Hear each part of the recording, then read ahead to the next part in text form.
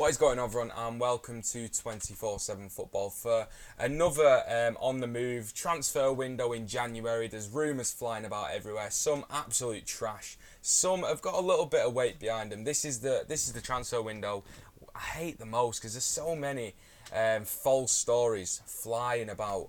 And just 98% of them don't even ever come true as well. So I'm not here to impart my wisdom and tell you I am in the know.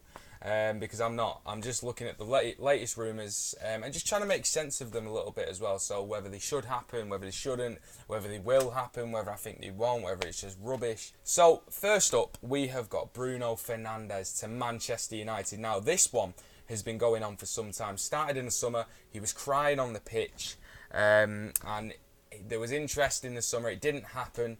And now he's coming into January. Manchester United absolutely crying out for an attacking midfielder. Someone who can break a pass through to that front three. Someone who can play between the lines. They're absolutely dying for one. Jesse Lingard's not up to it. Juan Mata's passed it. Paul Pogba's injured. Doesn't seem to want to be at the club either. Now, I can't really comment on Bruno Fernandes just because I've not really seen him play. In the Portuguese League, his stats look great, but then the problem with that is it is the Portuguese League. Could he cut it in the Premier League?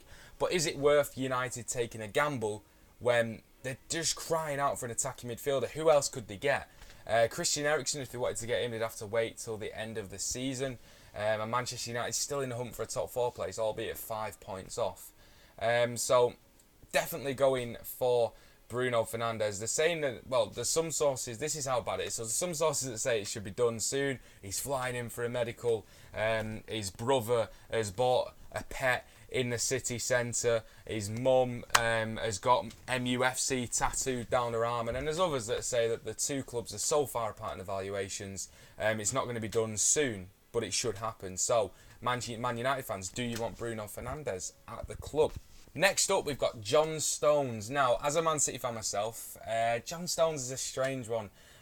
Brilliant on the ball, has got a mistake in him. But the worst thing about John Stones is his injury record. His hamstrings seem to go at least 8 times a season. He's not reliable. And when he does play, he needs a stronger centre-back next to him. So he needs a Laporte and a Vincent Kompany. When he plays with Otamendi, it's not great, but very good on the ball, very good for that Guardiola style of play. And if he had a consistent run and injury-free, I think he'd be a top player. Interestingly, Mikel Arteta, there's been rumours about him wanting to take him to Arsenal. Obviously, if Guardiola and Arteta both rate John Stones, there's got to be something there.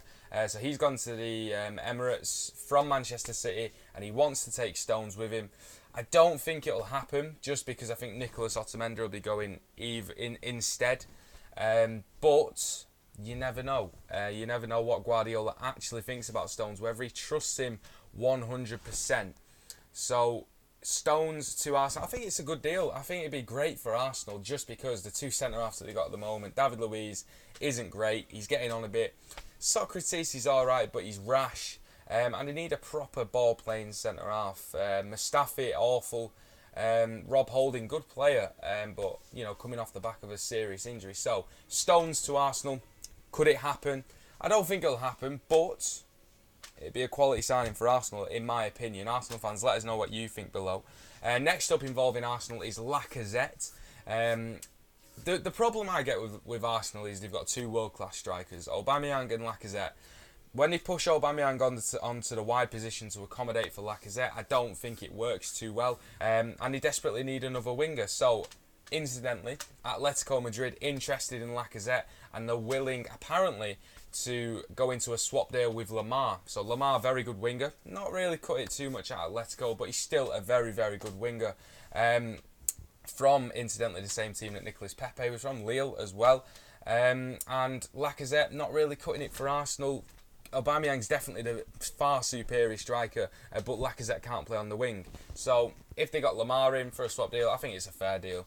And it's got a little bit of weight behind it. Will it happen? I'm not too sure. Arsenal fans, let us know. Do you want Lamar in replace for Lacazette? Another team, Aston Villa, horrendous form at the moment. Unlucky with injuries as well. Tom Heaton out. They've got Pepe Reina in now on a 6-month loan deal, and up front Wesley didn't really light up the Premier League during his first few months, but he is out with a knee injury. They need a striker. I watched them against us, Man City. City tore them apart at Villa Park, 6-1, and that attacking depth up front is it's laughable. Aston Villa spent £145 million in the summer. Jack Grealish by far their best player. They need to keep hold of him if they've got any chance of staying up. So they have been linked with Christian Benteke. Again, has previously been at Villa Park. That was his most prolific spell as well before he moved to Liverpool. So would he go back to Aston Villa? He's not really had the best of form at Crystal Palace. From a Crystal Palace point of view, if they can get a replacement, you'd probably be willing to sell because he's not really done much for Crystal Palace.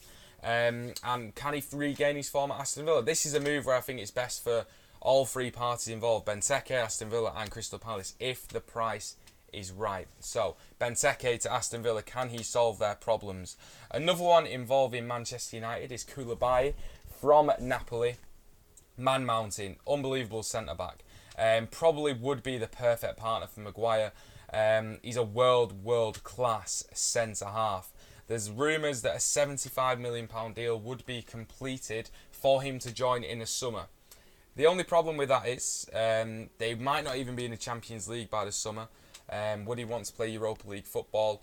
And he'll be 29. 75 million on a 29-year-old centre-back.